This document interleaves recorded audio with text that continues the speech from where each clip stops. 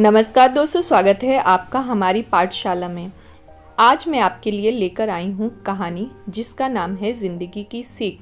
चलिए कहानी में खो जाते हैं। ये कहानी गौतम बुद्ध और उनके शिष्य। बुद्ध ने आसन ग्रहण किया और बिना कुछ कहे रस्सी में गांठ लगाने लगे।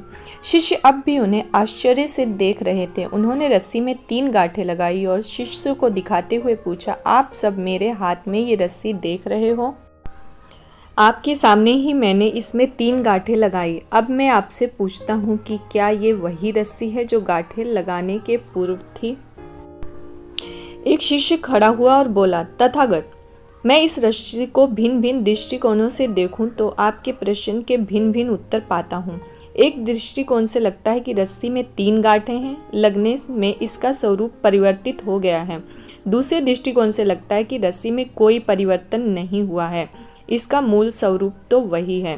ये आखिर है तो रस्सी ही। बुद्ध बोले, सही कहा, अब मैं इन गांठों को खोल देता हूँ।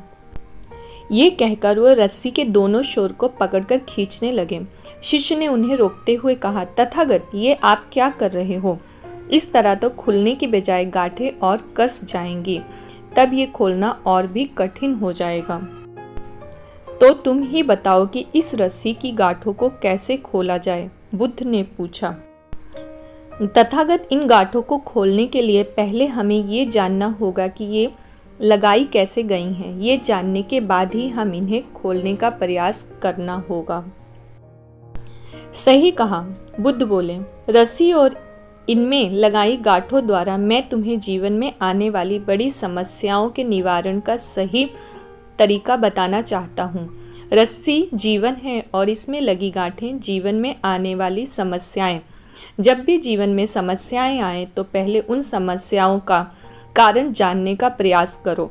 कारण जान लेने के बाद ही उनका निदान संभव है। लोग ये जानने का प्रयास ही नहीं करते कि समस्या उत्पन्न कैसे हुई और उसका समाधान खोजने में लग जाते हैं।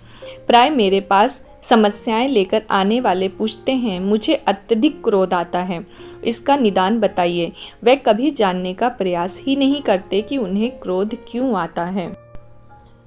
वे अहंकार समाप्त करना चाहते हैं, किंतु कभी ये जानने का प्रयास ही नहीं करते कि उन्हें अहंकार उत्पन्न कैसे हुआ। बिना समस्या का मूल जाने उनका निदान संभव नहीं। समस्याओं की जड़ समझें और उन्हें जड़ से ही समाप्त कर दो। आशा करती हूँ फ्रेंड्स, आज की कहानी आपको अच्छी लगी होगी और मिलते हैं अगली एक दिलचस्प और रोचक कहानी के साथ। अगर इसी तरह सफ़र जारी रखना चाहते हैं तो चैनल को सब्सक्राइब कर लीजिए ताकि हम आपको फिर मिलें एक नई कहानी के साथ।